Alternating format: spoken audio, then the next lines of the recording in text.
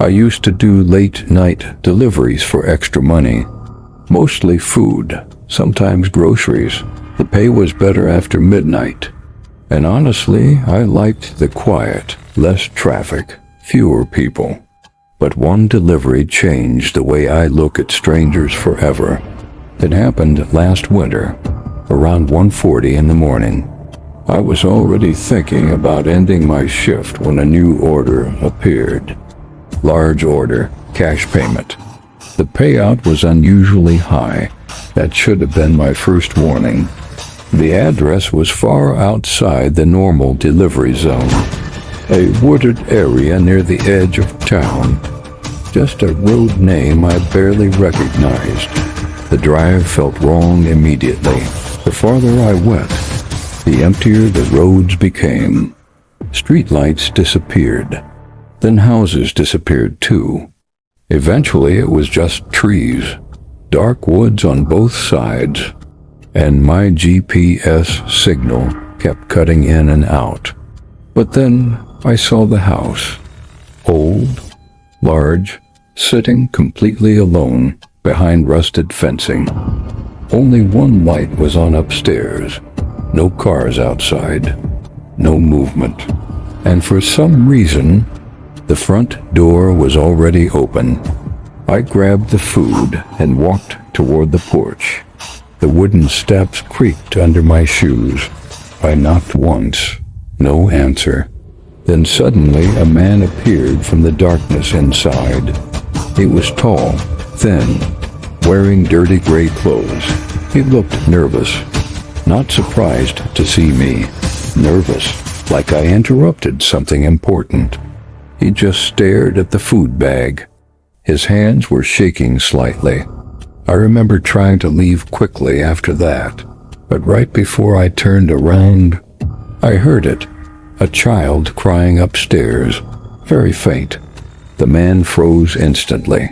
Complete silence filled the room. Then he smiled suddenly. "TV's on upstairs," he said, but I heard it again. A child's voice, crying, quiet, like they were trying not to be heard. I pretended to drop my keys near the doorway. When I bent down, I looked deeper into the hallway, and that's when I saw it. A small pink shoe, lying beside the stairs, tiny, dirty, and beside it, what looked like children's drawings taped to the wall. Then the man stepped closer suddenly, too close, and in a very calm voice he said, "You should go now." I walked to my car, locked the doors, and called the police. I kept explaining everything, the crying, the drawings, the man. I stayed parked farther down the road waiting.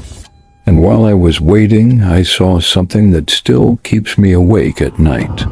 The upstairs curtain moved slightly, and several small faces appeared behind the glass. Children, watching the road silently, not waving, just staring. The police arrived, 2 patrol cars. But the second the headlights hit the property, everything changed. The upstairs light turned off. A few minutes later, the police brought out 3 children, 2 boys, 1 little girl, all alive, all terrified. The girl was holding a stuffed rabbit so tightly her hands were shaking. One of the boys looked at me and quietly said, "Thank you." But the man who answered the door that night was gone. It was like he disappeared into the darkness completely. To this day, they still haven't caught him, and sometimes I still think about one thing. Right before I left that house, the man smiled at me, almost amused, like he already knew he would escape. I used to work deliveries during the night shift because nobody else wanted to. The money was better, and honestly, I thought I had seen every kind of weird customer already. Drunk people, fights, people answering doors half asleep. But one delivery still messes with me years later, because it started like a completely normal order and ended with police searching the woods behind a motel at 4 in the morning. It happened during a stormy night in early November. Around 2:30 a.m., the rain was so heavy my windshield wipers could barely keep up. I was about to end my shift when an order appeared on my phone. One item cheap burger combo. Delivery address, a roadside motel outside town. The kind of place people only stayed in if they had nowhere else to go. I almost declined it because the weather was getting bad, but the motel was only 15 minutes away, so I accepted it. The drive there felt strange immediately. The roads were empty, no headlights, no traffic, just rain hammering against the windows. When I finally pulled into the motel parking lot, I noticed something weird. Almost every room was dark, except one, room 18. A faint yellow light glowed behind the curtains, and parked outside the room was an old pickup truck covered in mud. Engine still warm, steam was rising from the hood in the rain. I grabbed the food and walked toward the room. The motel felt dead quiet.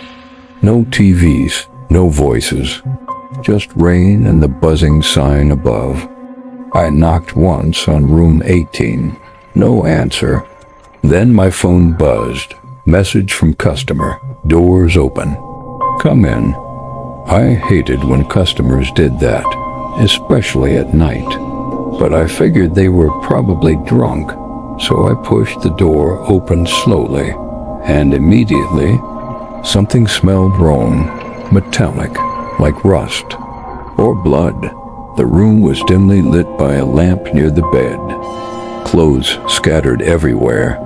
Mud tracked across the floor, and sitting on the edge of the bed was a man facing away from me, completely still.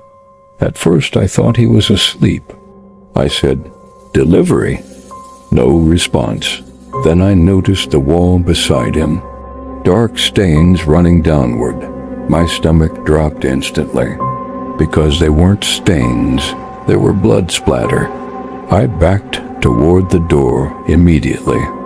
The man wasn't breathing, not moving at all, and near his feet was his second phone lying on the carpet. Its screen lit up suddenly. Incoming message. Is he dead? I froze completely, because the message didn't come from my phone. It came from someone else texting the dead man. Then another message appeared. Did anyone arrive yet? I don't think I've ever felt fear like that before, because suddenly I realized something horrifying. Whoever sent those messages might still be nearby, watching the room, watching me. I ran outside immediately and called 911. My hands were shaking so badly I almost dropped my phone. While talking to dispatch, I looked back toward the motel room, and that's when I saw movement inside. Someone stepping deeper into the shadows near the bathroom. A second person. I know what I saw. Police arrived within minutes. 3 patrol cars. The officers entered room 18 carefully, weapons drawn. But when they searched the bathroom, nobody was there. The window in the back had been forced open recently, and muddy footprints led toward the woods behind the motel. The dead man was identified later. Small-time criminal, known for drug trafficking. But investigators believed the motel meeting was connected to something larger. The police questioned me for hours afterward, until they checked the motel security cameras and found footage of someone wearing a dark hood entering room 18 30 minutes before I arrived. The strange part? Nobody was ever seen leaving. Not through the front door, not through the parking lot. Nothing. The footage simply stopped showing them, like the person vanished. A week later, a detective contacted me again. He asked if I remembered the pickup truck outside the motel room. He said, "That truck belonged to a missing person. Not the dead man, someone else entirely. A man who disappeared 3 months earlier." And suddenly the case became even darker, because investigators started believing room 18 wasn't the first meeting that happened there, just the first one somebody interrupted. The motel shut down 6 months later. Too many rumors, but every once in a while, I still think about those text messages. Did anyone arrive yet? Because whoever sent them never got caught. And sometimes I wonder if they knew exactly who walked into that room. Not the victim, me. And I still don't know if I interrupted a murder or barely escaped becoming part of one.